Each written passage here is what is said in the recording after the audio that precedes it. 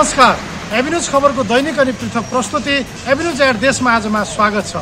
साना खबर या ठुला खबर जसले समाजलाई सकारात्मक दिशातर्फ डोर्याउँछ या त्यस्ता खबर जसले सम्बन्धित पक्षलाई सचेत रहन खबरदारी गर्छ। खबर हरपल अनि निरन्तर देशैभर रहेका खबरदाताहरूको सामु प्रस्तुति एभिन्यूज एट देशमा आजलाई आउनुहोस्, सुरु गरौँ।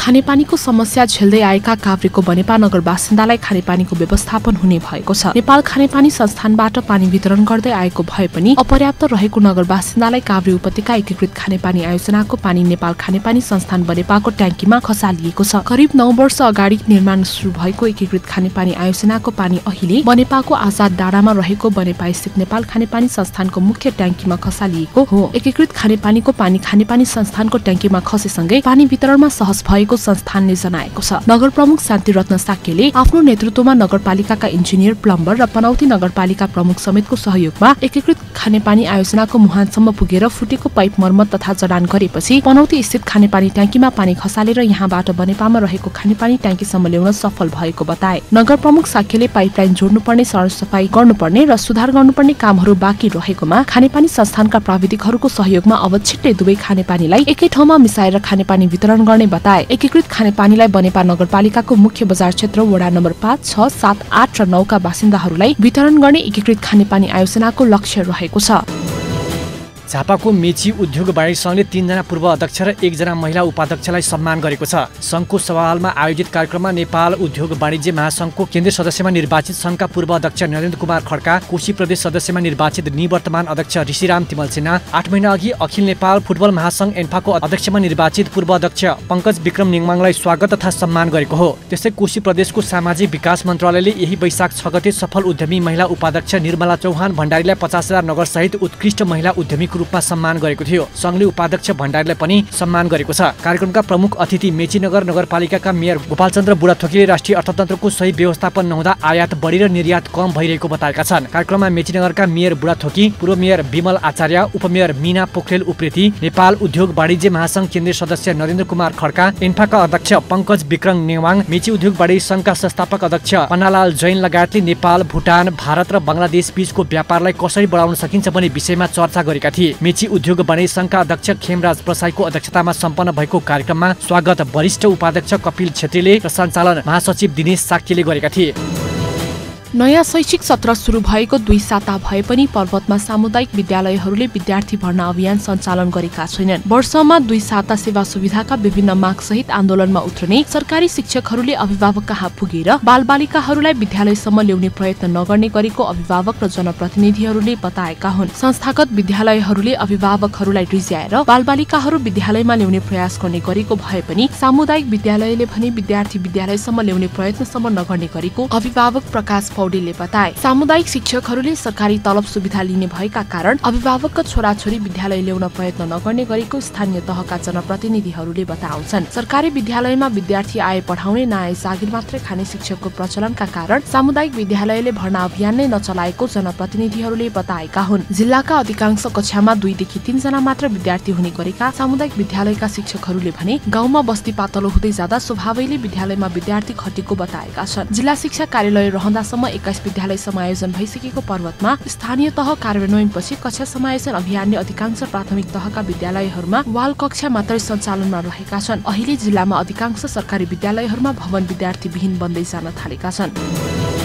झापाको कन्काई नगरपालिकामा वडा स्तरीय नकआउट फुटबल प्रतियोगिता हुने भएको छ। नेपाल खेलकुद महासंघ कन्काई नगर कमिटीको आयोजनामा यही वैशाख 16 देखि 23 गतिसम्म कन्काई 5 स्थित तुलसीबारीको खेलमैदानमा प्रतियोगिता हुन लागेको पत्रकार भेटघाटमा जनाइएको हो। खेलकुद नागरिकको मौलिक अधिकार, समृद्धिको लागि जनस्वास्थ्य हाम्रो सरोकार भन्ने मूल नाराका साथ प्रतियोगिता गर्न लागि महासंघ कन्काई नगर कमिटी अध्यक्ष गोविन्द सुवेदीले जानकारी दिए। युवा पुस्तालाई लागु औषध तथा दुर्व्यसनीको बाटोबाट टाढा राख्दै अनुशासित र सरकारयुक्त जीवन मा अभिप्रेरित गर्दै खेलकुदको क्षेत्रमा र खेलाडी उत्पादनमा टेवा पुर्याउन प्रतियोगिताको आयोजना गरिएको उनले बताए। प्रतियोगिताको विजेता टिमलाई नगद 31,000 र उपविजेता टिमलाई नगद 21,000 रुपैयाँ पुरस्कार सहित मेडल, ट्रफी र प्रमाणपत्र प्राप्त गर्ने महासंघका छापा सचिव शुक्रराज भण्डारीले बताए। उनले प्रतियोगिता सम्पन्न गर्न अनुमानित 2,83,500 रुपैयाँ खर्च हुने जानकारी दिए। प्रतियोगितामा नगरका 9 वटै वडाको सहभागिता रहने प्रतियोगिताका संयोजक पूर्ण बहादुर लिम्बुले जानकारी दिए। प्रतियोगिताका प्रत्येक खेलका म्यान अफ द म्याचलाई पनि उचित पुरस्कार रहने पनि जनाइएको छ।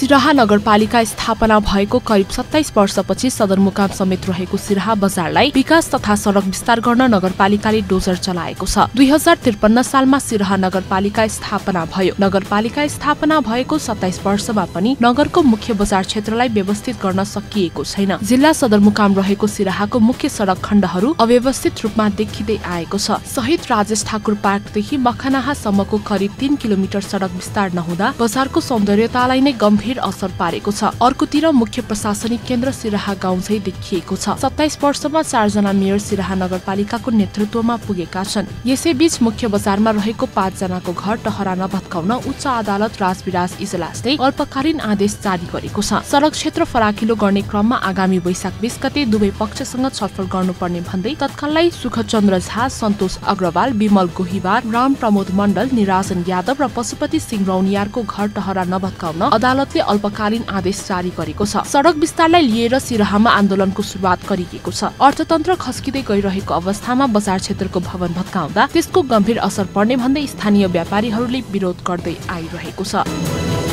कोशी प्रदेश स्तरीय 13औं राष्ट्रपति रनिङ सिल प्रतियोगिता सुनसरीको इटहरीमा सुरु भएको छ। प्रदेशका 14वटै जिल्लाका खेलाडीहरूको सहभागिता रहेको प्रतियोगिताको कोशी प्रदेशका सामाजिक विकास मन्त्री बुद्धिकुमार राज भण्डारीले एक कार्यक्रमका बीच इटहरी रङ्गशालामा उद्घाटन गरेका हुन्। सो कार्यक्रममा राष्ट्रिय तथा अन्तर्राष्ट्रिय स्तरका पदक विजेता पूर्व खेलाडीहरू वैकुण्ठ मानन्दर, नरेन्द्र पोमा, पुष्पराज ओझा, डम्बर कुँवर, मेनुका राउत, टिकाराम श्रेष्ठ, हरि खड्का, दीपक विष्टलाई सम्मान गरिएको थियो। यही वैशाख 13 गतेसम्म सञ्चालन हुने प्रतियोगितामा फुटबल, भलिबल, ब्याडमिन्टन लगायतका 6वटा खेलका लागि प्रदेशका 14वटै जिल्लाका कुल 1400 खेलाडीको सहभागिता रहने सो अवसरमा जानकारी गराइयो। उद्घाटन कार्यक्रम खेलकुद विकास बोर्ड कोशी प्रदेशकी उपाध्यक्ष जीबी कार्कीको अध्यक्षतामा भएको थियो भने खेलकुद विकास बोर्ड कोशी प्रदेशका सदस्य सचिव हंसराज वाग्ले लगायतका अतिथिहरूको सहभागिता रहेको थियो।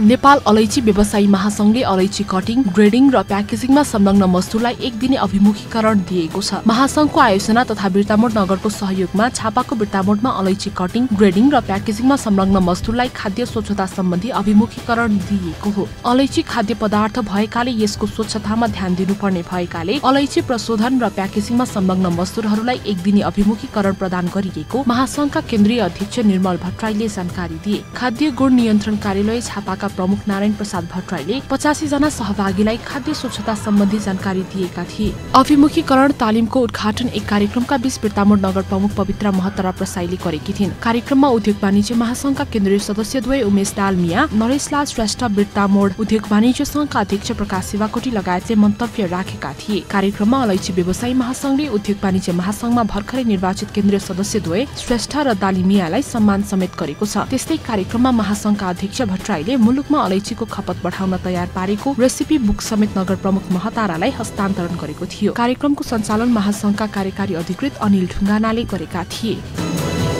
लुम्बिनी फलफुल तरकारी थोक व्यवसायी संघ बुटवल र फूड इन्टरप्राइज सोल्युसनको संयुक्त आयोजनामा रूपन्देहीमा एक दिने खाद्य स्वच्छताको आधारभूत आवश्यकताहरू विषयको तालिम सम्पन्न भएको छ। स्वच्छ तथा उपभोग गर्न योग्य खाद्य वस्तुको बिक्री वितरणका लागि खाद्य स्वच्छताको आधारभूत सिद्धान्तहरू बुझ्न, खाद्य स्वच्छता व्यवस्थापन प्रणालीको प्रभावकारी कार्यान्वयन कसरी गर्न सकिन्छ भन्ने बारे थाहा पाउन तालिमको प्रमुख उद्देश्य रहेको निर्देशक प्राइनराज पाण्डेले जानकारी दिए। कार्यक्रममा नेपाल खाद्य सुरक्षा विशेषज्ञ निर्भीक श्रेष्ठले खाद्य स्वच्छता र स्वास्थ्य, जीवाणु बजार क्षेत्रको डिजाइन तथा निर्माण, परिसर र कार्यस्थल, व्यक्तिगत सरसफाई, आपूर्तिकर्ताको व्यवस्थापन, पेस्ट नियन्त्रण, भण्डारण, सरसफाई प्रक्रिया, फोहोर व्यवस्थापन लगायतका विषयमा जानकारी दिएका थिए। तालिमको बुटवल उपमहानगरपालिका वडा नम्बर 6 का अध्यक्ष लोकनाथ न्यौपानेले उद्घाटन गरेका हुन्। रूपन्देही जिल्लाका फलफुल तरकारी व्यवसायी, किसान तथा सरोकारवाला गरी 110 जना भन्दा बढीको सहभागिता रहेको लुम्बिनी फलफुल तरकारी थोक व्यवसायी संघ बुटवल महासचिव मेघनाथ पौडेलले जानकारी दिए। यस अवसरमा लुम्बिनी फलफुल तरकारी थोक व्यवसायी संघ बुटवलका अध्यक्ष बाबुराम भुसाल, बुटवल कृषि उपज थोक बजार सञ्चालक समितिका अध्यक्ष घनश्याम भुसाल लगायतले बोल्दै यस्ता कार्यक्रमले उद्योगी व्यवसायी नागरिकमा सचेतना जगाउन महत्वपूर्ण भूमिका खेल्ने बताएका थिए।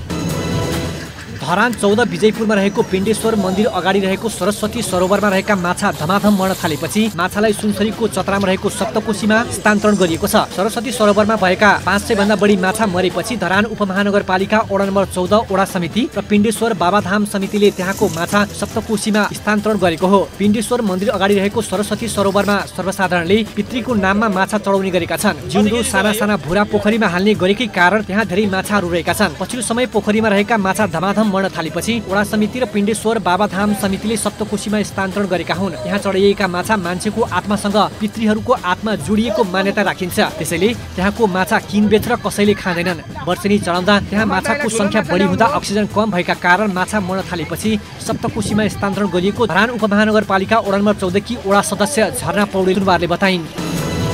रामपुर उद्योग वाणिज्य संघ रामपुर पाल्पाले तेस्रो रामपुर महोत्सव तथा व्यापार मेला 2079बाट 40,50,000 बढी बचत गर्न सफल भएको छ। गत माघ 27 देखि फागुन 8 गतेसम्म सञ्चालन भएको मेलाबाट संघले 40,52,235 रुपैयाँ बचत गर्न सफल भएको हो। पत्रकार सम्मेलन मार्फत खर्च सार्वजनिक गर्दै रामपुर उद्योग वाणिज्य संघका अध्यक्ष भोजेन्द्र प्रकाश ठकालले महोत्सवबाट भएको आम्दानी मध्येबाट खर्च कटाएर 40,52,235 रुपैयाँ बचत भएको बताए। उनका अनुसार मेलाबाट 1,08,74,950 आम्दानी भएको थियो। सञ्चालनको क्रममा 68,22,715 खर्च भएको जानकारी दिए। मेलाबाट बचत भएको रकम संघको भवन निर्माण, व्यवस्थित रूपमा कार्यालय सञ्चालन र संघका सदस्यहरूको क्षमता अभिवृद्धिको लागि खर्च गरिने जानकारी दिए।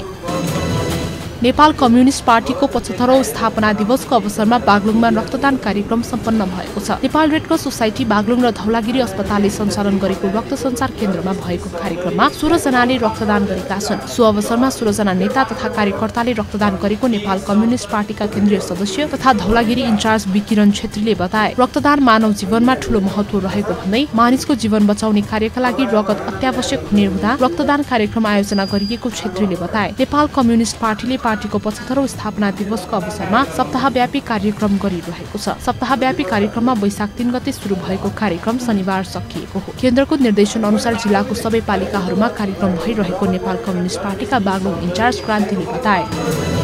5 थर ताप्लेजुङ र तेह्रथुममा पर्ने 762 मेगावाट क्षमताको तमोर जलाशययुक्त जलविद्युत आयोजना अन्यलमा परेको छ। 5 थरको कुम्याक र तेह्रथुमको 6 थर गाउँपालिकाले लुबुघाटमा निर्माण हुने 762 मेगावाटको आयोजना चिनिया company power construction corporation of China लिमिटेडले बनाउने भनिएको आयोजना फिर्ता लिने भएपछि अन्यलमा परेको हो। चीन र नेपालको लगानीमा निर्माण हुने भनिएको आयोजनाको काममा कुनै प्रगति नभएपछि फिर्ता लिन लागि लगानी बोर्डले जनाएको छ। जसबाट आयोजना क्षेत्रका 5 थर ताप्लेजुङ र तेह्रथुम जिल्लाका नागरिक अन्यलमा परेका छन्। निर्माणाधीन योजना अन्यलमा परेको भन्दै तमोर जलाशययुक्त जलविद्युत सरोकार तथा समन्वय समितिले 5 थरको सदरमुकाम फिदीमा पत्रकार सम्मेलन गर्दै आयोजनालाई गति दिन आग्रह गरेको छ। नेपाल पत्रकार महासंघको हलमा भएको पत्रकार सम्मेलनमा 3 जिल्लाको मात्रै नभई प्रदेश सरकारको गौरवको आयोजनामा एचआईडीसीले लगानी बोर्डलाई सम्झौता तोड्न गरेको आग्रहले नागरिकलाई चिन्तित बनाएको सरोकार समिति कुम्याक अध्यक्ष नरबहादुर खड्काले बताए।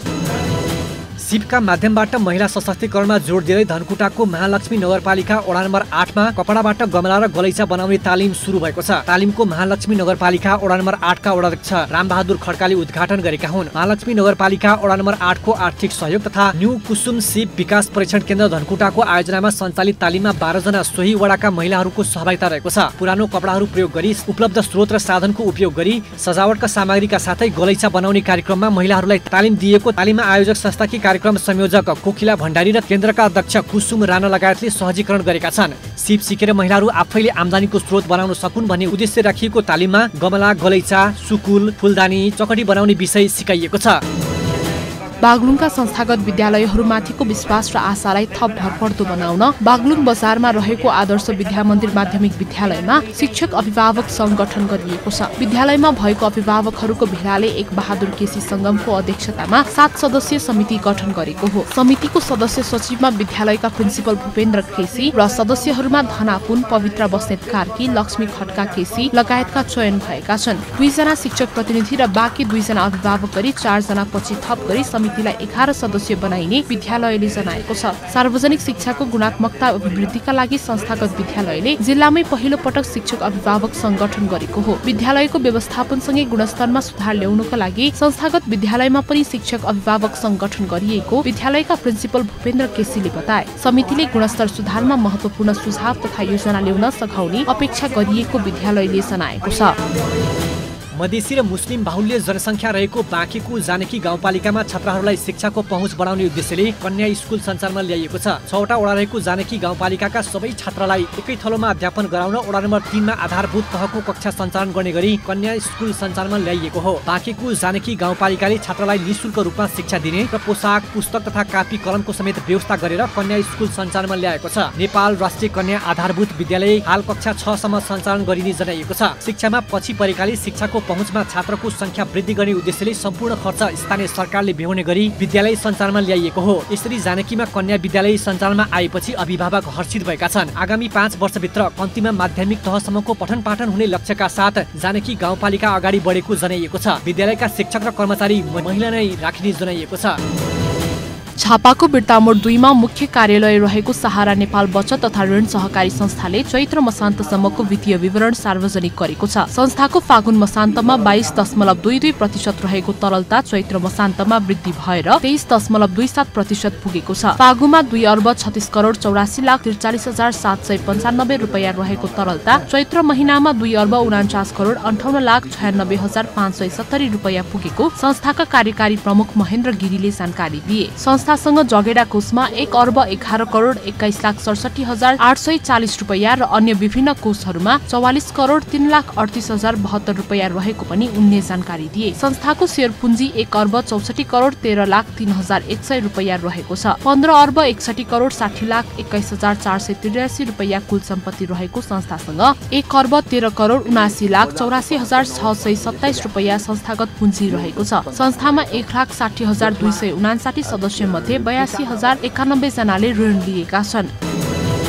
खोटाङको दिप्रुङ चुइचुम्पा गाउँपालिकामा दिलीप राई गाउँपालिका तारा बनेका छन्। गायन प्रतियोगिता दिप्रुङ चुइचुम्पा गाउँपालिका तारा सिजन 2 को सम्पन्न फाइनल अडिसनमा 16 प्रतिस्पर्धीलाई पछि पार्दै दिलीप गाउँपालिका तारा बन्न सफल भएका हुन्। दिप्रुङ चुइचुम्पा गाउँपालिका तारा सिजन 2 प्रदीप राई दोस्रो र समग्र राई तेस्रो भएका छन्। दिप्रुङ चुइचुम्पा गाउँपालिका तारा सिजन 2 मा प्रथम हुने दिलीप राईले गाउँपालिकाबाट नगद 1 लाखका साथै ट्रफी र एउटा गीत रेकर्ड गर्ने अवसर पाउनेछन्। दोस्रो स्थान प्राप्त गर्ने दिलीप र तेस्रो स्थान प्राप्त गर्ने संग्रामले क्रमशः नगद 60,000 र 35,000 का साथै ट्रफी प्राप्त गरेका छन्। गाउँपालिका ताराका लागि गाउँपालिका भित्रका 39 जनाले अडिसन दिएका थिए। त्यस्तै दिप्रुङ चुइचुम्पा गाउँपालिकाले पालिका गान विमोचन तथा सार्वजनिकरण गरेको छ। त्यस्तै दिप्रुङ चुइचुम्पा गाउँपालिका तारासँगै खोटाङ कलाकार समाजले आयोजना गरेको एकल नृत्य प्रतियोगितामा मनिता राई प्रथम, मेरिना मगर दोस्रो र सुनिता राई तेस्रो भएका छन्। नृत्यतर्फ 13 जना मध्ये फाइनलमा पुगेका 6 जनालाई उछिन्दै 3 जना प्रतिभा विजेता बनेका हुन्। नृत्यमा प्रथम, दोस्रो र तेस्रो हुने प्रतिभाले क्रमशः 10,000, 7,000 र 5,000 का साथमा प्रमाणपत्र प्राप्त गरेका छन्। धरान 14 विजयपुरमा रहेको पिण्डेश्वर मन्दिर अगाडि रहेको सरस्वती सरोवरमा रहेका माछा धमाधम मर्न थालेपछि माछालाई सुनसरीको चतरामा रहेको सप्तकोशीमा स्थानान्तरण गरिएको छ। सरस्वती सरोवरमा भएका 500 भन्दा बढी माछा मरेपछि धरान उपमहानगरपालिका वडा नम्बर 14 वडा समिति र पिण्डेश्वर बाबाधाम समितिले त्यहाँको माछा सप्तकोशीमा स्थानान्तरण गरेको हो। पिण्डेश्वर मन्दिर अगाडि रहेको सरस्वती सरोवरमा सर्वसाधारणले पितृको नाममा माछा चढाउने गरेका छन्। जिउँदो साना साना भुरा पोखरीमा हाल्ने गरेकै कारण त्यहाँ धेरै माछाहरू रहेका छन्। पछिल्लो समय पोखरीमा रहेका माछा धमाधम मर्न थालेपछि वडा समिति र पिण्डेश्वर बाबाधाम समितिले सप्तकोशीमा स्थानान्तरण गरेका हुन्। यहाँ चढाइएका माछा मान्छेको आत्मासँग पितृहरूको आत्मा जोडिएको मान्यता राखिन्छ। त्यसैले त्यहाँको माछा किनबेच र कसैले खाँदैनन्। वर्षेनी चढाउँदा त्यहाँ माछाको संख्या बढी हुँदा अक्सिजन कम भएका कारण माछा मर्न थालेपछि सप्तकोशीमा स्थानान्तरण गरिएको धरान उपमहानगरपालिका वडा नम्बर 14 की वडा सदस्य झरना पौडेलले बताइन्। लुम्बिनी प्रदेश स्तरीय रनिङ सिल्ड छनौट प्रतियोगिता बुटोलमा पनि सञ्चालन भएको छ। लुम्बिनी प्रदेशको प्रदेश खेलकुद परिषद लुम्बिनीको आयोजनामा 13औं संघीय तथा दोस्रो लुम्बिनी प्रदेश स्तरीय राष्ट्रपति रनिङ सिल्ड प्रतियोगिता 2080 वैशाख 12 र 13 गते 2 दिनसम्म सञ्चालन भएको छ। प्रतियोगिताको उद्घाटन गर्दै लुम्बिनी प्रदेश प्रमुख अमिक शेरचनले खेलकुदले युवाहरूलाई अनुशासन बनाउन र विकासमा जोड दिनका लागि खेलकुदको महत्त्वपूर्ण भूमिका रहेको बताए। फुटबलको फिफा टेक्निकल खेल मैदानमा तेक्वान्डो, कराते, महिला पुरुष भलिबल, कबड्डी, एथलेटिक्स लगायत 6 विधाका खेलमा छनौट प्रतियोगिता सञ्चालन भएको छ। यस प्रतियोगितामा लुम्बिनी प्रदेशका 12 जिल्लाबाट 180 खेलाडी र 150 अफिसियलहरूको सहभागिता रहेको प्रदेश खेलकुद परिषदका सदस्य सचिव जयप्रकाश भट्टराईले जानकारी दिए। लुम्बिनी प्रदेशबाट छनौट भएका खेलाडीहरू वैशाख 15, 16 र 17 गते काठमाडौँमा हुने राष्ट्रपति रनिङ सिल्ड प्रतियोगिता 2080 मा सहभागी हुनेछन्। देशकै खबर अनि खबर भित्रको खबर खोज्ने हाम्रा खबरदाताहरूको सामु प्रस्तुति एभिन्यू JR देशमा आजमा हामी त्यस्ता खबरलाई ध्यान दिन्छौँ जुन खबर ओझेलमा परेको छ र बन्न सक्छ खबर। एभिन्यू JR देशमा आजको लागि यति नै। भोलि फेरि यही समयमा उपस्थित हुने नै छौँ। खबर भित्रको खबरका लागि हेर्दै रहनुहोला एभिन्यूज खबर। नमस्कार।